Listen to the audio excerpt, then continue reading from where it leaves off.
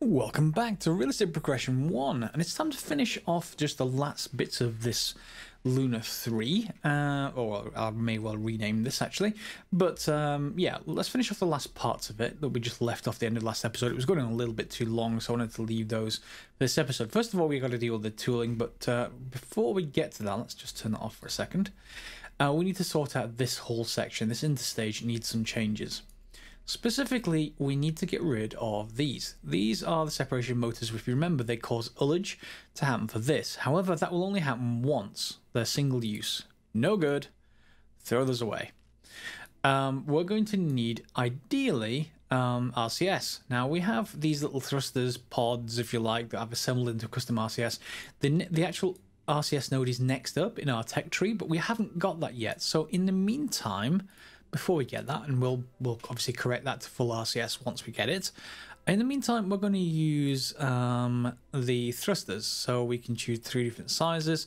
I'm going to start with this one, and we're going to put them in the same place there or thereabouts. Let's actually go to 2 of these. We'll put them on the edge like that. Okay, and we'll probably need to upgrade this. So let's just bring this up to 300, 300, 300. Thereabouts, just to give us a bit more RCS, depending on how much more I need to actually use this. Now, what we can move up from, what are we currently set to? Nitrogen? Yeah, we can move up from this if we want to. I'm going to leave it as is for now. Staging wise, we want it to occur at the same time that we move them. Yeah, as soon as we detach, we want to be able to use these to push this phase away from this first, push the upper stage away from the lower stage if we want to, or to cause ullage from that point forward. However, to get rid of this lower stage, we can do something even simpler. We can use the same separation motors, and we can just put them here. Yeah. Just from a roleplay perspective, I don't want to put them to point directly at these tanks. All of these are nitrogen, so I guess they're not really that volatile. Yeah, they're not pointing directly at these as well, so I'm happy. And for those, we want, where are they in our staging? Where has it decided to put them? There.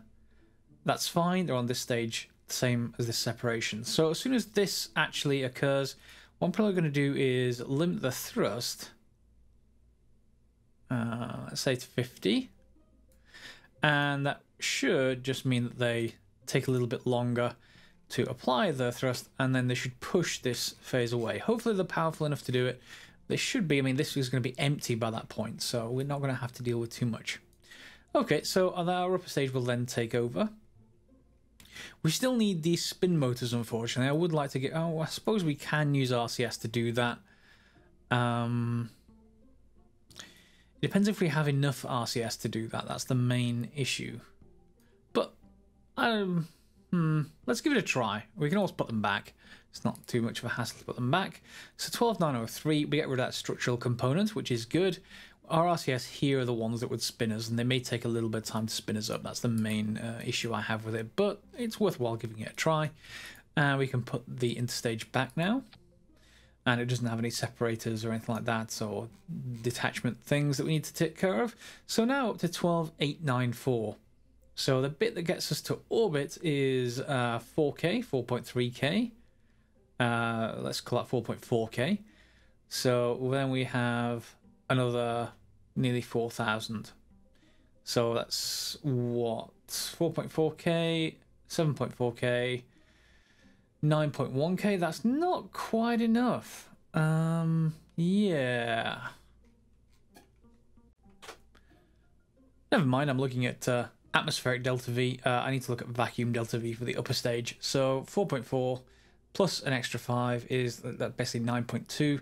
That should get us to orbit just fine. And 3091, we still need to just change and remove those. In fact, let me just get rid of those experiments now.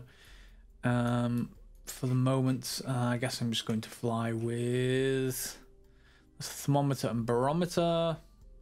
Let me just get rid of one of those. 3112.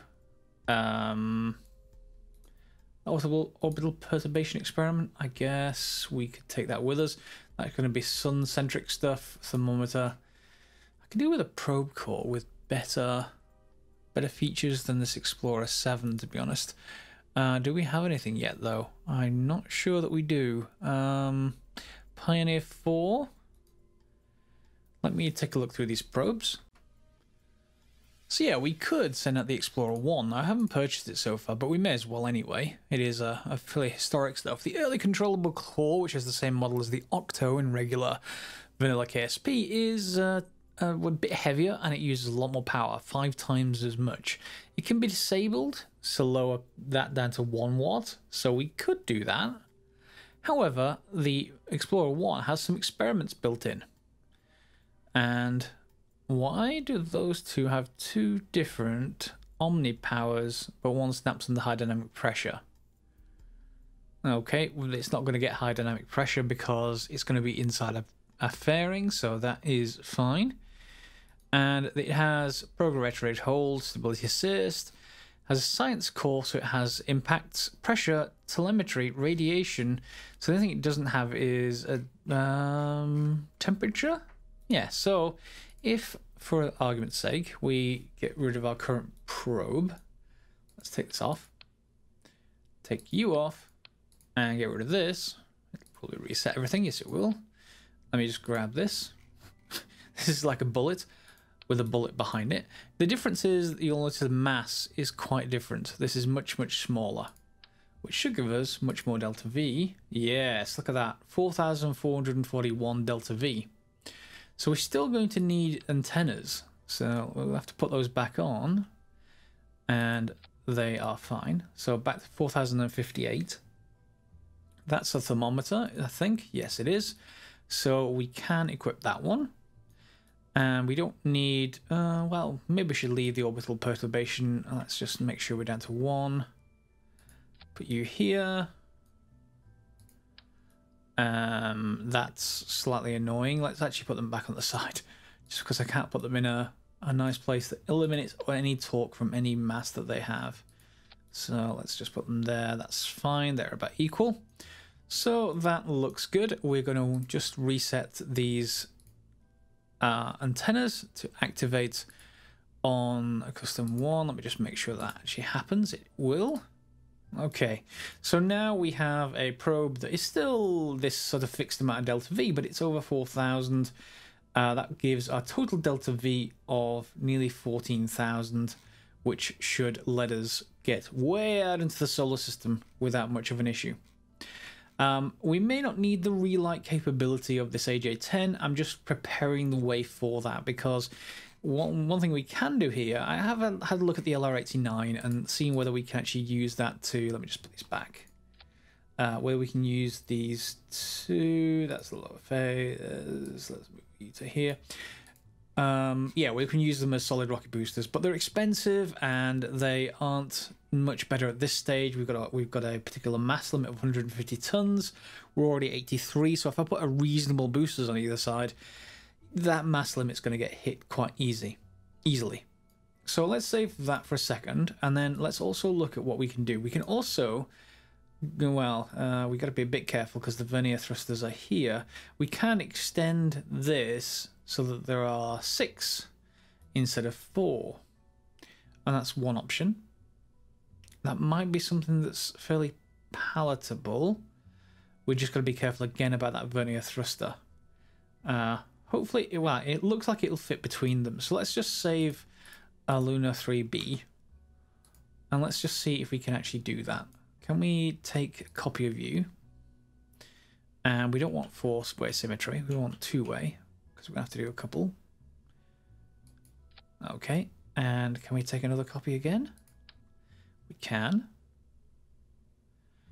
And again, 2-way symmetry. Now that looks like it's interfering with those.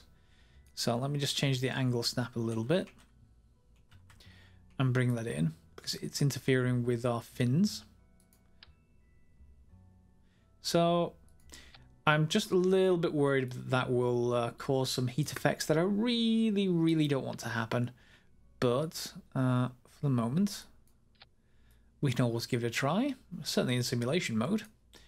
And where are you going to fit? Just make sure you're in the right place. Okay, so now we have a whole set of boosters, and 8 of them now, which should get ejected. They're all going to fire at once, but what we may be able to do, because of the sheer number of them now, is we may be able to have that as our first stage. If we have a look here, it's got 2.5 delta V. So if we have, let's say, have another stage here, and if we move our central engine, there it is, to here, what happens to... Why does it think this has a 3-hour 15 burn phase? I do not know. Anyway, so we have all of those there. We'd have to turn... No, this is the problem. We need the vernier thrusters, and the vernier thrusters are... Yeah, so what we'll have to do instead, we'll have to still ignite everything at once. We'll just have to turn down the thrust limit on them all to bring this first stage down to a reasonable amount. We also then have to separate them all, so that will all happen at once. And yeah, we're back to our reasonable numbers. We're at 14,271 with these. However, that first stage is really going to be quite fast. So I guess we can actually bring these down. So if we bring them down to, say, 47, 45, something like that. There, I'm going to have to edit this on all of them.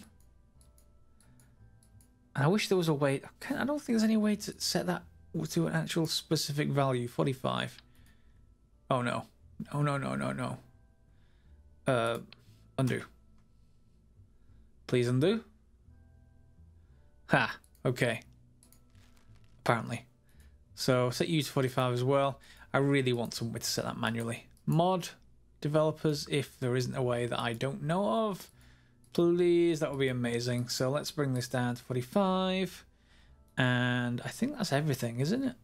45, 45, 60, 60. It's undone those. Okay. There we go, 45 and 45. What does that take our... Let's take our takeoff thrust to weight ratio at 2.12. That's more reasonable. They will also last for a minute. Then the middle phase will last for a minute 28. And then we're at 14,228. So again, we're 22,000 in the hole. But we'll save that anyway in case we want a heavier top section. I think to start off with, we can just get away with our original Lunar 3. And then what we'll do is looking at tooling. Now, tooling is going to depend whether we're actually going to get multiple reuses out of this.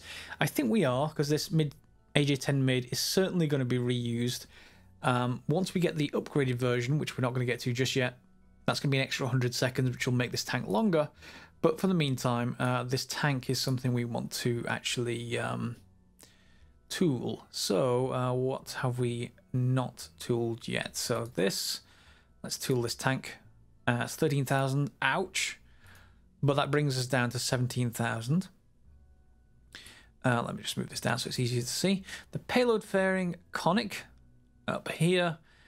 That's tooling versus untooled. And yes, we can save an extra grand here, but we have to use it at least 4 or 5 more times. I think that will be fine because we'll keep this shape and we'll be able to build other stuff in here, I would hope. So we will tool that as well. And we're down to 14k per launch. Of course, the major remaining costs are this interstage. So again, that's another 5 flights. And this big tank, the first stage tank, will drop by 5.4k if we tool it and spend 23k. Oh, ouch. But I'm prepared to do it. Yes. And interstage fairings, all relatively straightforward. Interstage with the decoupler, that's in here. So this thing, we're going to spend 5,800. And the rest, payload fairing base, that's up here. And we get rid of that. And then those tanks are the RCS tanks. And they will drop to 0 cost. And these will drop to interstage fairing conic. Is that this? I didn't think I could... can I highlight that? Why won't you let me highlight you? There you are. Tool you. And finally, can we get to those tanks? In fact, I'm going to leave those. I might need to change those sizes depending on how much RCS we want. So we're down to 6,251 with 183,000 in the bank. Now we've got to use this up somehow. So why don't we take it for a test flight? Save it. Well, when I say test flight, I'm actually just going to fly the thing. Check the staging first. So all the engines at once. And then immediately the towers. Detach the boosters. Get rid of the payload fairing. Separate. And no, we want those in here.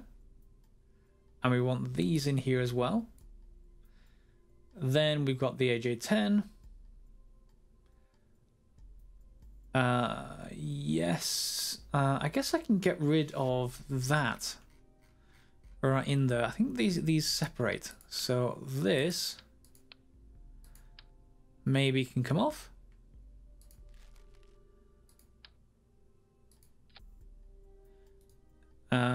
Yes, it has a decoupler. So, oh no, that was auto shape on it. Oh, that's annoying. Let me just retool it. Okay, I must turn auto shape off. Ah, come on, auto shape. Off. Okay, so we could make that much taller fairing. It would just have to be obviously more expensive. But other than that, that should be fine. Let's get rid of view. And our staging looks correct. Save. And add something to the build queue. In fact, let's add 2 of them. And again, we're going to use this to go and grab science. Just a couple of other quick changes. I did get most of the way through, well, I got all the way through constructing it before I thought of this one. So let's just double check a couple of things. Number one, let's just bring up this display again. What's my avionics like? Yeah, that's what I thought.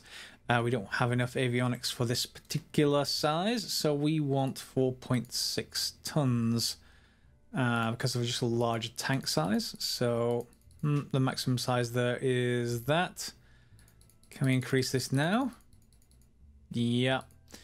Let's increase it to, what was it? 4.7, 4.8 tons. Should be fine. Yep, that's sufficient. Okay. So that's one thing we need to make sure we've got. And the other thing, actually, before I do this, let me just make sure, do these have, are you set to, well, they get enabled by the staging, that's fine. However, are you set, they're set to hydrazine, we need to set them to nitrous.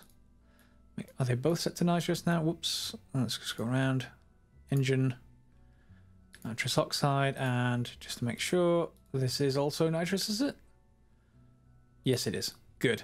All right, so now they should all work with each other. We'll just put this back. And again, double check the staging. I think I had some staging in the wrong place.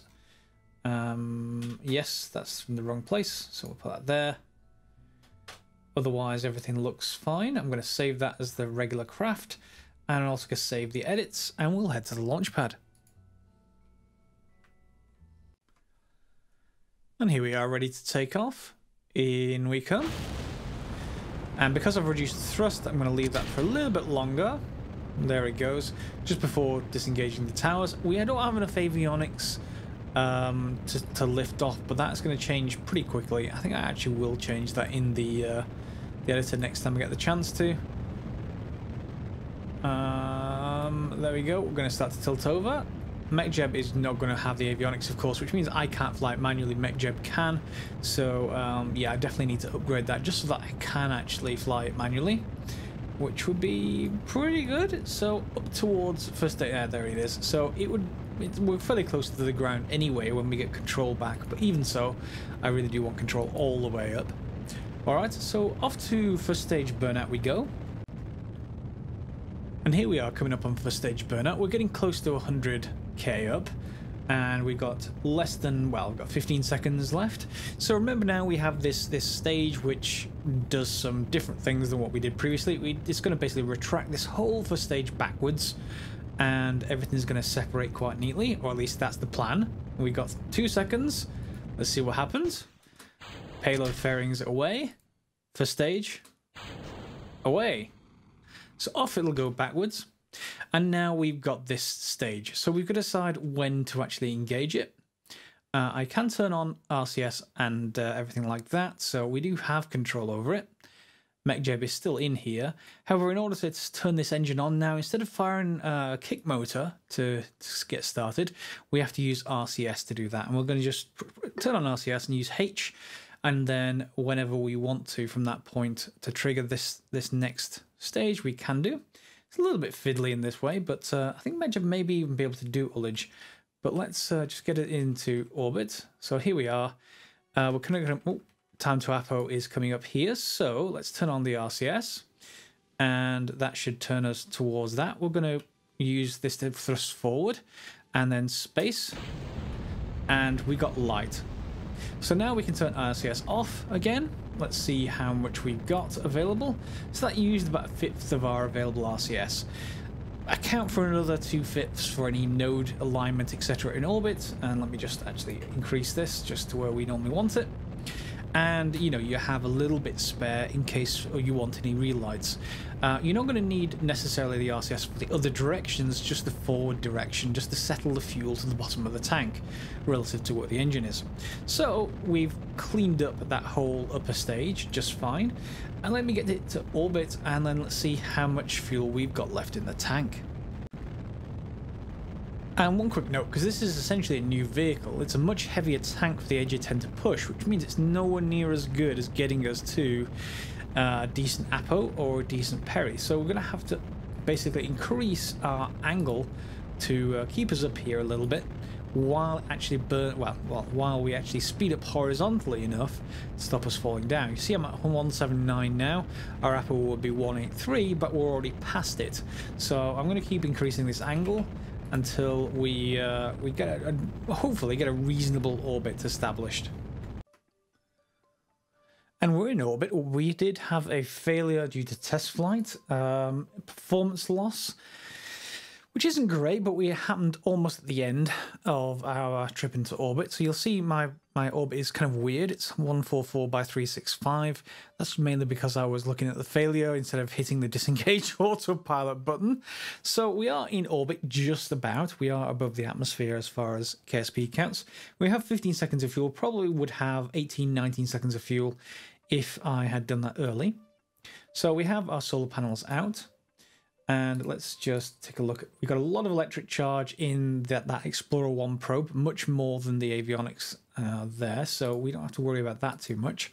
So let's establish, again, another maneuver node, and we're going to, well, we're actually already nearly to where we need to go, because if we have a look at, scroll out, there's the path we want to head along. So if we want to head that a ways, we're probably going to want to leave around about here, I would say. Let's add a maneuver. And now we've got a little bit extra delta V to play with. So we got 4,609, make that? Okay, so 4609. Let's apply it all in delta V to the prograde direction. So whoosh, it goes. Where will that send us? I wonder. Where's our track? So there is Jupiter. Where does it send us? Can I even see that? Earth escape. Why aren't you showing me the track unless I'm missing it?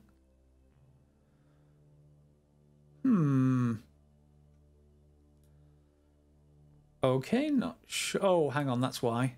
It's gonna it's gonna intersect with the moon. Yeah, and of course that then will have an additional Earth escape, so the moon's going to actually affect it there. So let's just change that somewhat. Oh,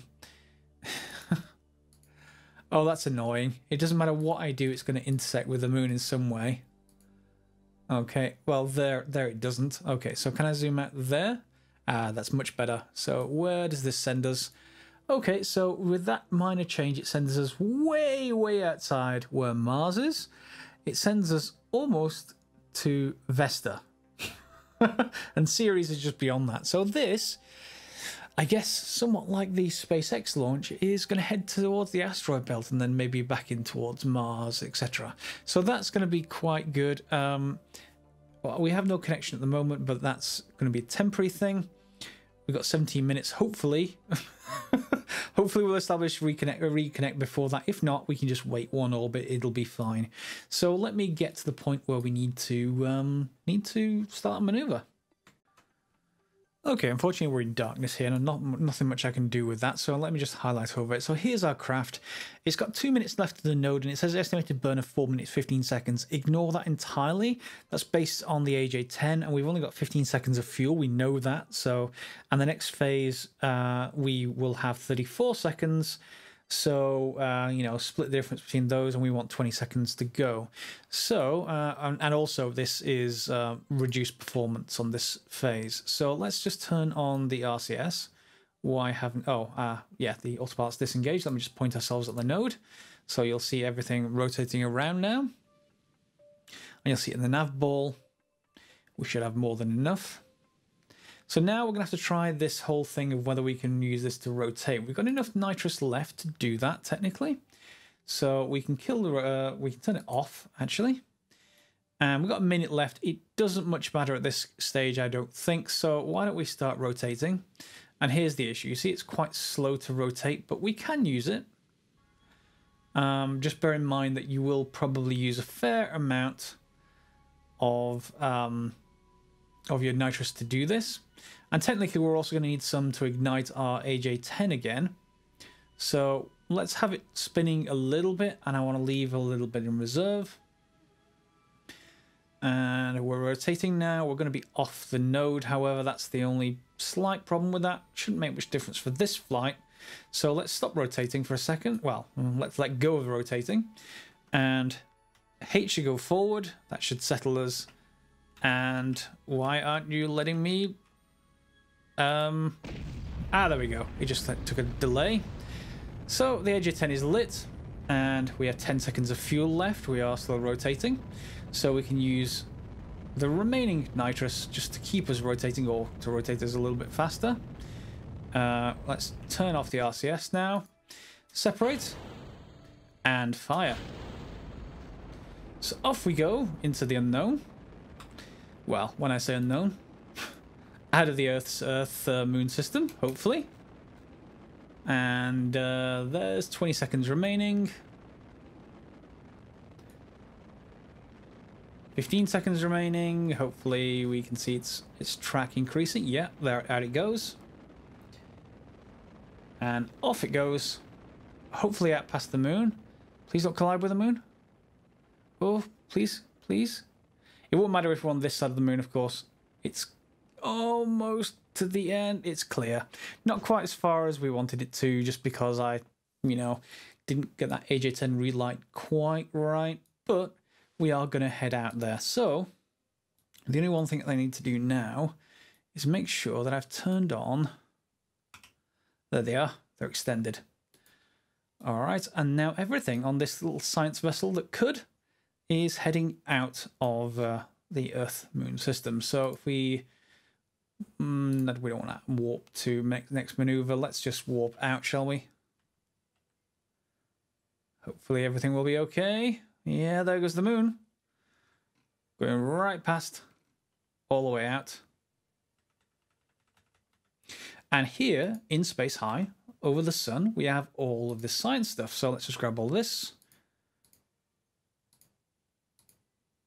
So 14 science from you, 6 from you, 6 from you, and 10 from you. Cool. So we got all of that done. Let's just fast forward a little bit to get all of that sent back to Earth. And we got 46 science, which is going to give us another R&D unlock.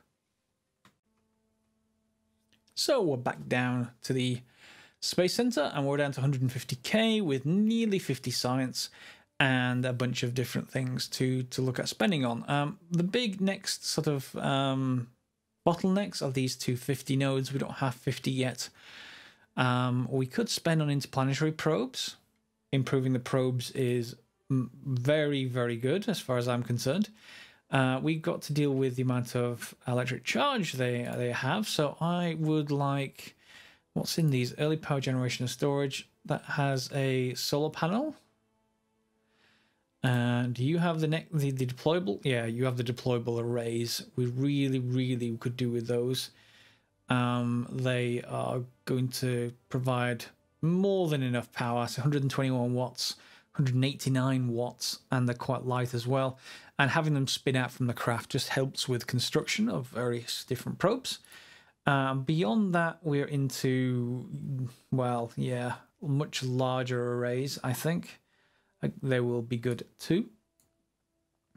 So here we don't have anything really. I mean, improved communication would be nice, but we have to go through that 50 node to get to it.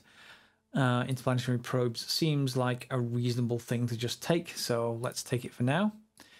And of course, we've got to get to somewhere. Let's just take. We can't spend anything on with 17, can we? 19 for that? No. So we'll have to get a little bit more. Let's check. No, there's nothing else we can spend on. Okay, so why don't we have a look at if there's anything we can do to have a lunar orbiter. Let's just leave the facility behind, head into the VAB, and just to close out this episode, see if we can have some thoughts about a lunar orbiter, and that'll give you an opportunity to write in the comments below if you've got any specific ideas. So first, let's look at what happens if we take off this SRB for just for a second. Let's see what this does to our delta V. So take this off, and put this back. And let's assume that is a you know, just the Explorer 1. So that will be 10,400. Okay, that's not going to be enough. That's only about 1,000. From orbit is 9,400. From orbit to the moon needs to be, you know, another 3,000, and then you need to slow down to come into an orbit. So yep, we definitely just can't use our stretched AJ10 stage. Okay, so the other thing I can think of is that we have yet another stage on top of this. If we slow this down, let's just take off these antennas for a second. And for argument's sake, let's just take that off. So if we have another RCS stage on here or something like that, that's about the only thing I can way of slowing us down, or, you know, the smallest of boosters possible to be able to orbit. Unless we build another AJ10 stage that we would have to build here. You know, not like this, but you get the idea. If I just take, let's just take this off for a second. And wait for that to copy. Yeah, we can put this back now. And have a much smaller stage up here that would go in place of this. But of course, that by itself has problems because you'd have to get that into orbit in the first place. And this thing, kerosene, liquid oxygen. Is it kerosene? Sorry, it's UDMH, isn't it? With tanks, UDMH. So, yeah, as you can see, it's controllable, but at the same time, we wouldn't get it to orbit. We would get 5K, 5.3, 5.8. It's nowhere near orbit. This is enough to get us into orbit controllable, but yeah, the whole problem is a little bit flawed. So I think we may need to have a look. I need to have a look between the episodes at some more efficient ways of getting a controllable core somewhere near the moon. All right, so let's just get out of that for a second and don't save it.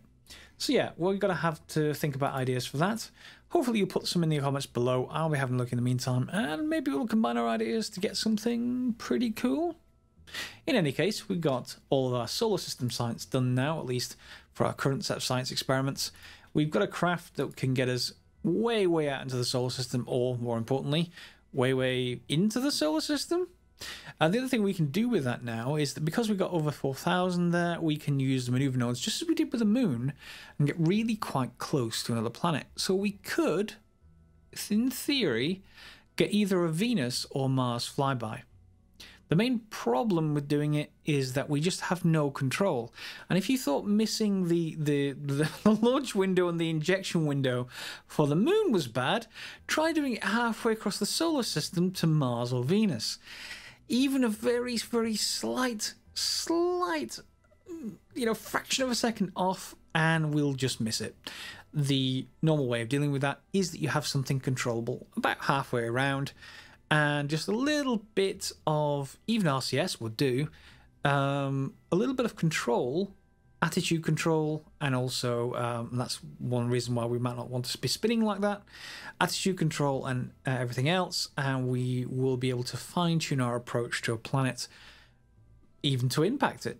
But yeah, that'll have to be something that we work on. So I hope you enjoyed this episode. We've finished with solar system science now. We need to go on to flybys of other planets and orbiting the moon. So if you like this episode, as normal, feel free to like, subscribe and share. And of course, let me know in the comments, as I've said. Otherwise, as always, thanks for watching.